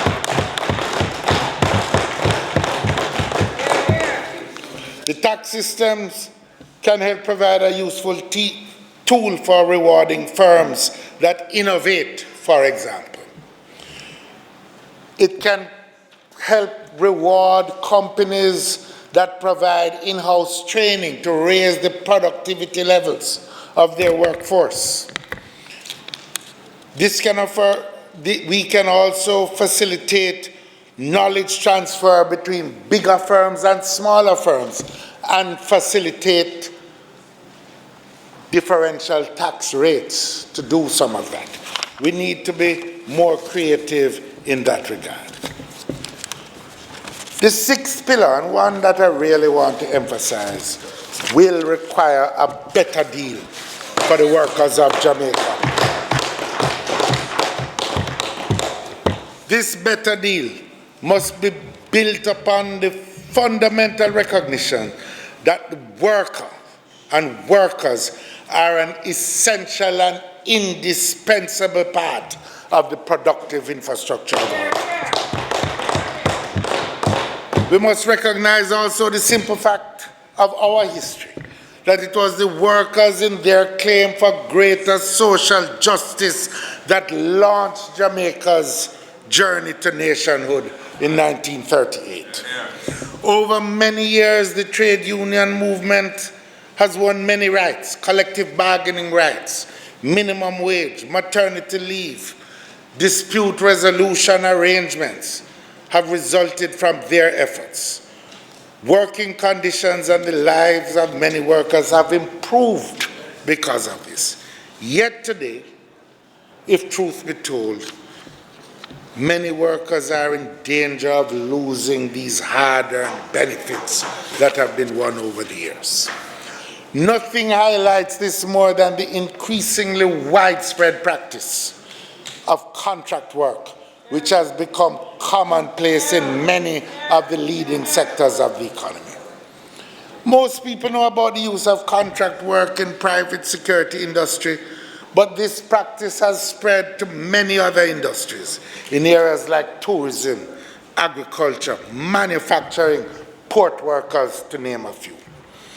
The reality is that for these employees, who are for all practical purposes full-time employees, working as part of a highly structured hierarchy in their firms, taking regular instruction from supervisors in the performance of their tasks, yet despite functioning as full-time workers in every other respect, they are being employed under the guise that they are independent contractors operating on their own, working on their own and directing themselves. The problem really is not what you call them. The problem is that the guaranteed benefits provided to full-time workers are denied to them for the most part. They don't get overtime. They don't get benefits such as maternity leave, vacation leave, or sick leave. They don't have access to health insurance and pensions negotiated by unions. This loss of benefits to our workers should not be allowed to continue.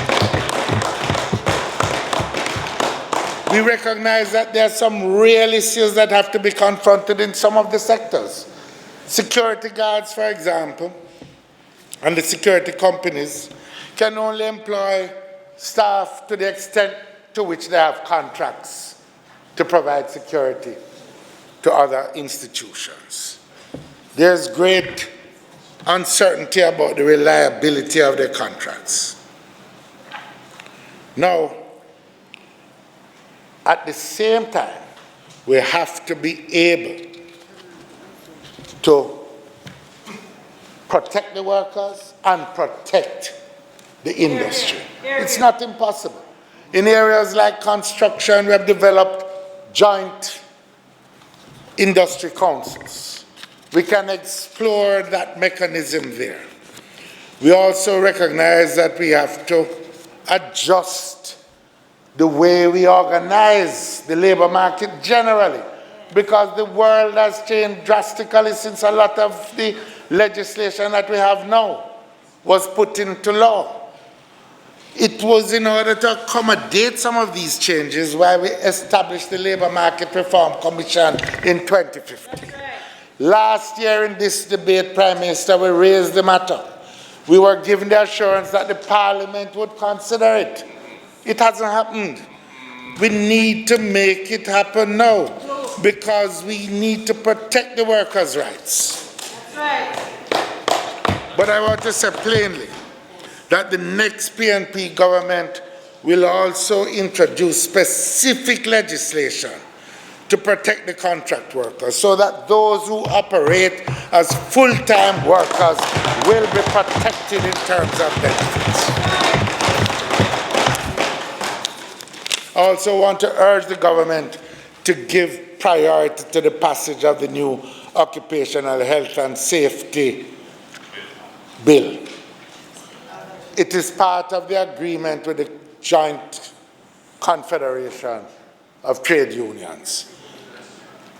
As part of that agreement, the law should have been passed in the 2018-19 financial year. We need to fulfill the obligations to the workers. A critical ingredient, the seventh pillar, is the public sector transformation and governance. The cost cutting that we have now, the administrative reform, public sector transformation has been around from the 1980s. It continued through the 90s, and more recently, it has been driven by the fund agreements. But those efforts have been driven mainly by the need to cut costs. I think the focus really ought to be on the facilitation of growth, not just through the cutting of costs. And quite frankly, I think that the anchor of 9% wages to GDP needs to be re-examined. There's no particular magic to a 9% number. It is true that it can be too high, and we can't allow it to run away, but there's no particular magic to 9 more than 8.5 or 9.5 for that matter. But a band needs to be found. When you force it down in a situation like we have, where 80% of our public sector workers are police and security services, health workers, nurses, doctors, lab technicians and the like, and teachers and educators, to say that we're going to cut the numbers or cut the wages is to propagate a mistaken notion that we have too many of these people or that they are overpaid.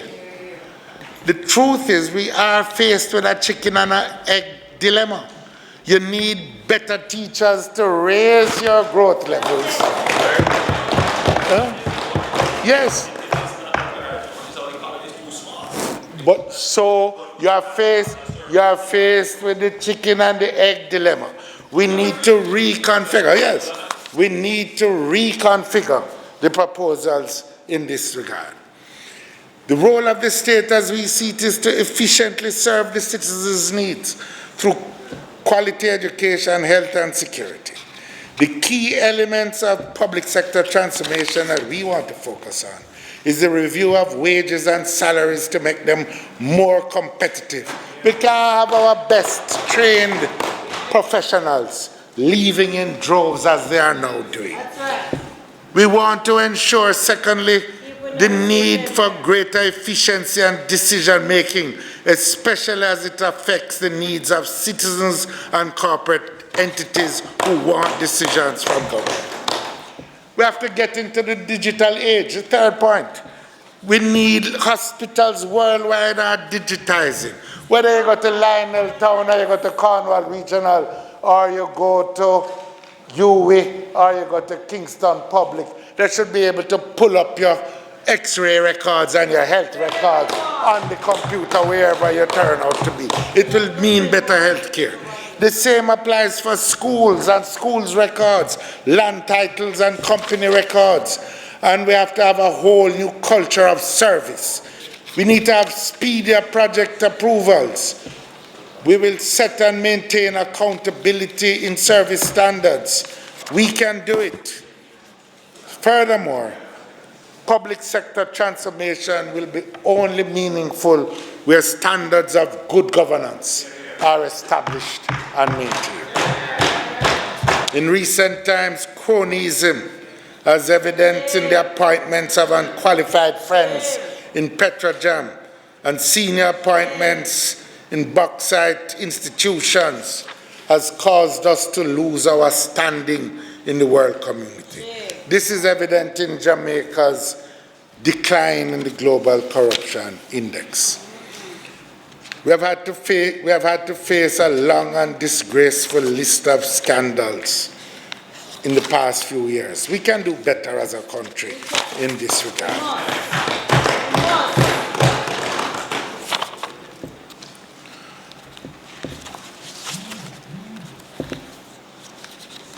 Environment and climate change is our eighth pillar. The critical point is this, and I think to begin with, I want to pay tribute to former Prime Minister Portia Simpson Miller, who established a ministry with specific responsibility for climate change.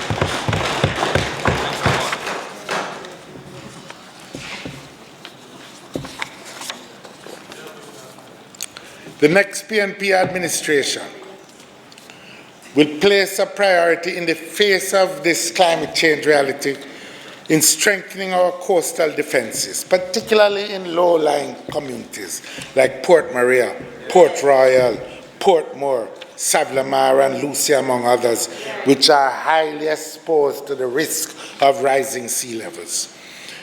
We're going to invest heavily in recharging our watersheds through a massive reforestation program.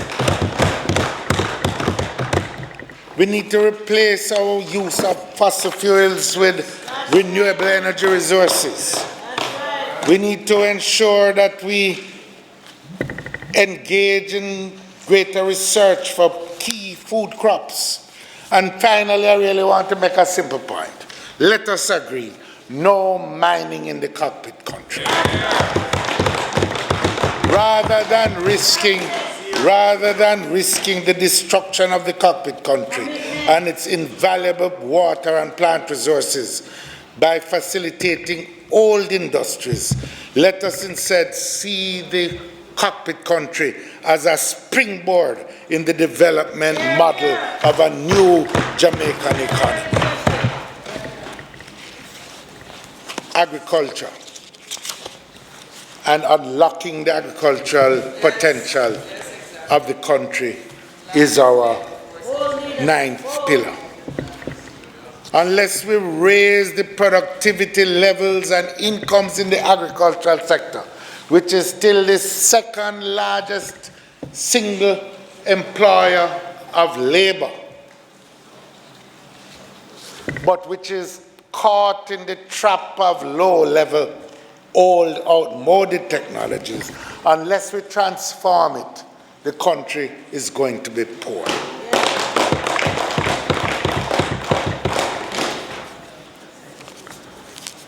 One of the successes of the previous PNP administration was that we were able to take approximately $300 million off Jamaica's food import bill, $300 million US dollars.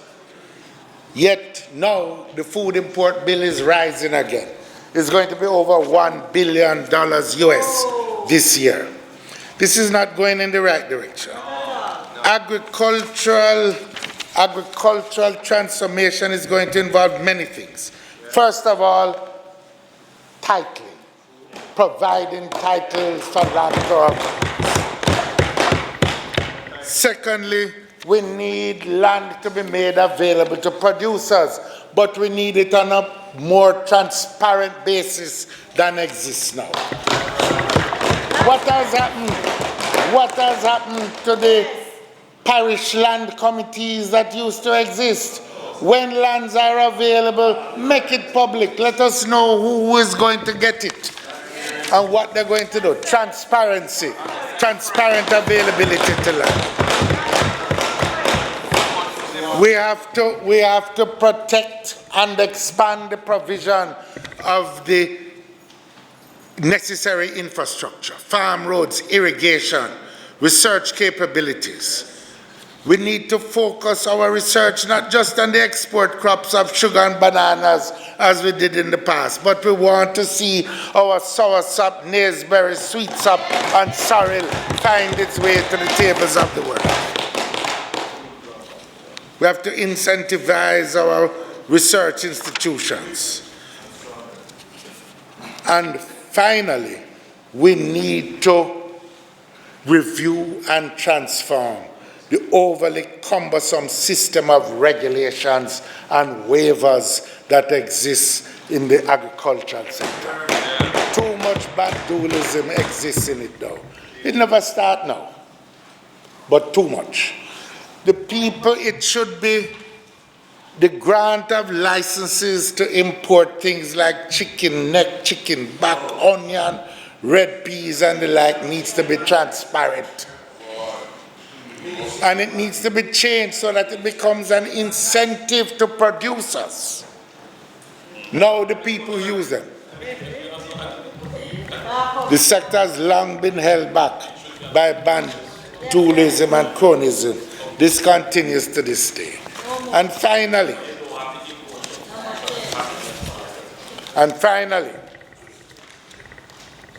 we need to boost business and technology.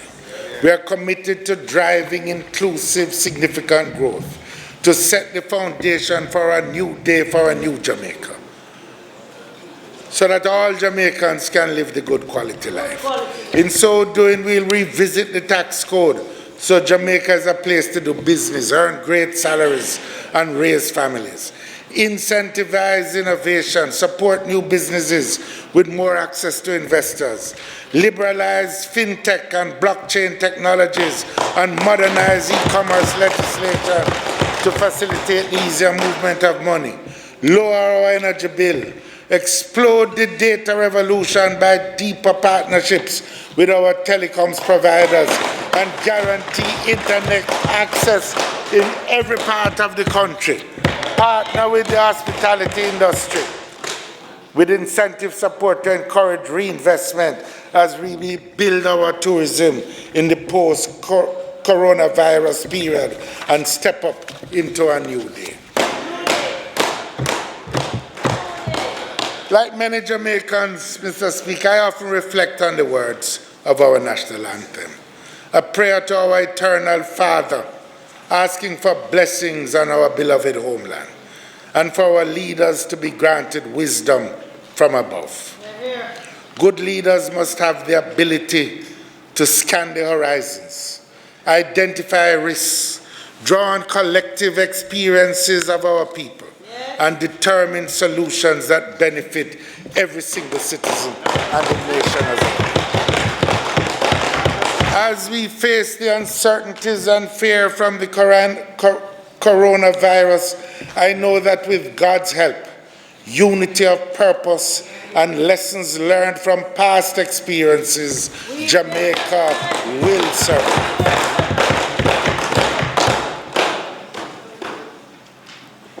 Mr. Speaker, history has taught us that we do better as a country when we find common cause, especially in times of crisis. We need all hands on deck, not just the political parties, but all stakeholders. We need to mobilize our citizens from every nook and cranny of Jamaica, from every group throughout the society. And importantly, we need to provide clear, concise, and usable information in a timely manner that informs the public on their roles and their responsibilities. This was the lesson of EPOC, the Economic Program Oversight Committee. Therefore, Mr. Speaker, as we confront the challenges of social transformation and the building of a new day for a new Jamaica, everyone, from the executive, the parliamentary, the leaders across all sectors in the country, and all our people must be included. We believe in the politics of consultation and participation. We have to find a way to refuel that passion and dedication and patriotism that powered the determination of our forefathers and mothers. With that inheritance, if we utilize the resources of our country and the resourcefulness of our people, we can attain even greater success and greater wealth.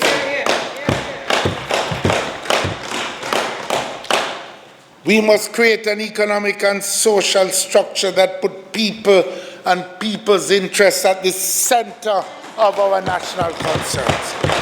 That is why we're going to end the two-tiered educational system, Jamaica's blot of educational apartheid.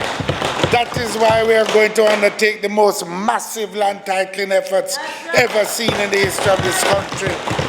That is why we'll make it easier for Jamaicans to have their own house key and own their own home. That is why we're going to make it easier for Jamaicans to establish sustainable and successful businesses and enterprise. We're going to make it easier for students to finance and get access to tertiary education. We'll make it easier for graduates of our universities to repay their loans or to give work in exchange for the debts that they have. That is why we're going to protect workers and change the legislation to protect contract workers. That is why we're going to ensure that those who break the rules of governance pay with sanctions. We are ready to build a new Jamaica, a Jamaica that works for all. As the psalmist says, the Lord is our light and our salvation. Whom shall we fear? The Lord is the strength of our life. Of whom shall we be afraid? Let us remember the almighty power of God as the generations of our forefathers did. The God who leads us forth in beauty over this fair land. The God who is the ruler and guardian of our people. It would be a blessing in this time when we are all so concerned if this country was to declare a day of prayer at a time such as this. I propose to write to His Excellency the Governor General, hopefully with the support of the Prime Minister, to suggest that he declares such a day when all Jamaica can recall the God of our forefathers. Let us remember the prayer of our national anthem. Eternal Father, bless our land. Guard us with thy mighty hand. Keep us free from evil powers. Be our light through countless hours. May God keep everyone safe and bless Jamaica and her people.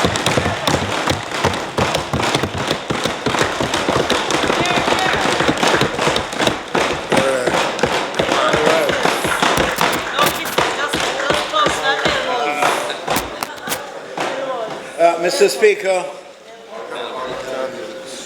we want to thank the Leader of the Opposition